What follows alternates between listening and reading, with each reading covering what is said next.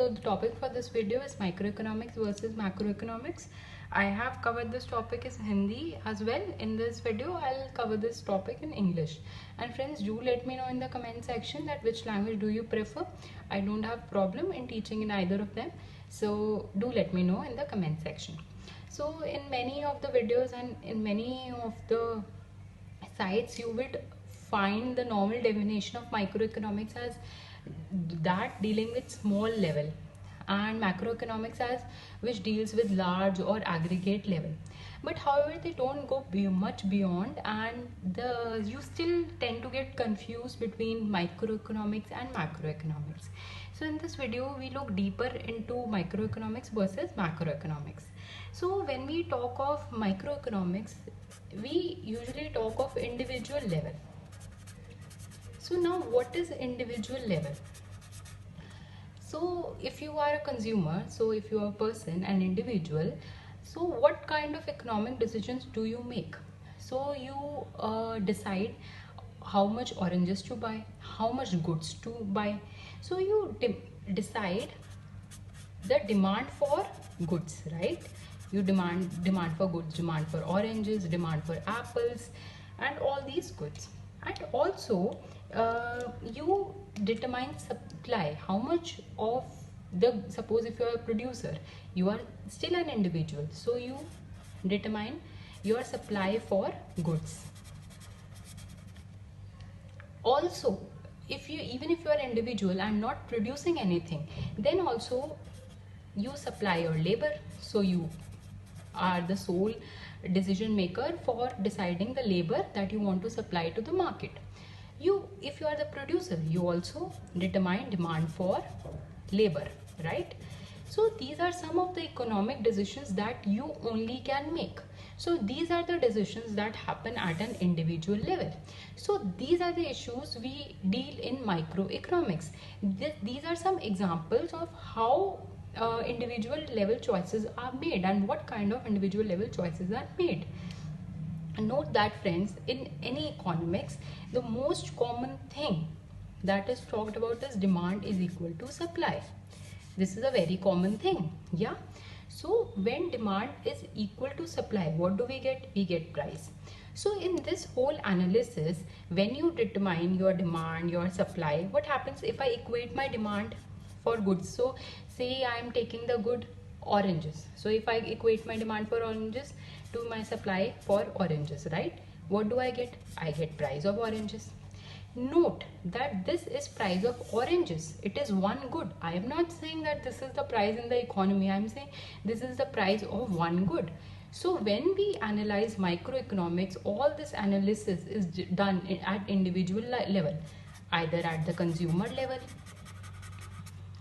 for determining the demand, either at the producer level for determining the supply, or either at the market level. What do I mean market level? That there is only one market. So one market or two markets. So market for oranges. So when I'm talking about market for oranges, although the number of producers and consumers are many, I am talking just about one market. So then also that is covered in my microeconomics. And the sole purpose of all of this, is this: determining price.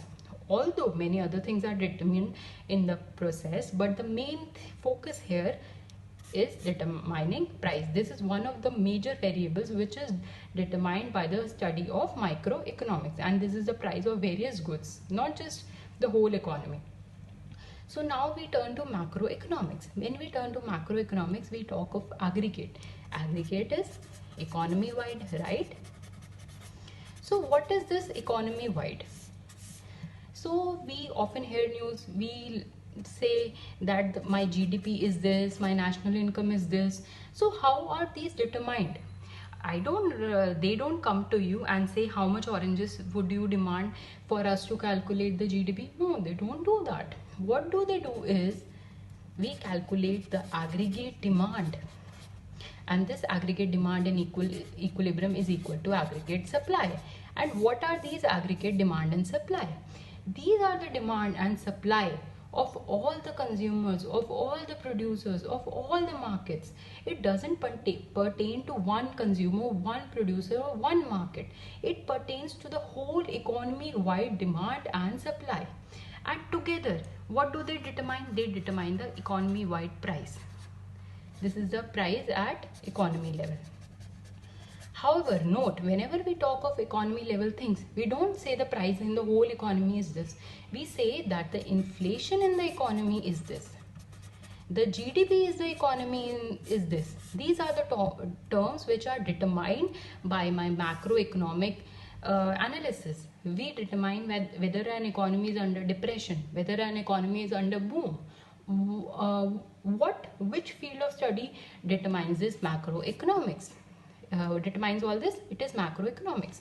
However, one of the major things to note is that now you would say that why don't you just sum everything in microeconomics and then come up one term and then I'll have my GDP. Why just we don't to just sum up micro and come to macro?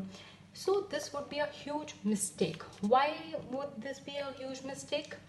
Because suppose if you are an individual who's saving 40% of his income and your income is $100, so that means you are saving $40, right? And now I tell you, you increase your saving to 50%. Now you increase your saving to 50%, so now your saving is $50, right? But now if such a thing is done by every individual in the economy, so what would happen? So now saving, so yes, so now if this thing is done for the whole economy, so what would happen?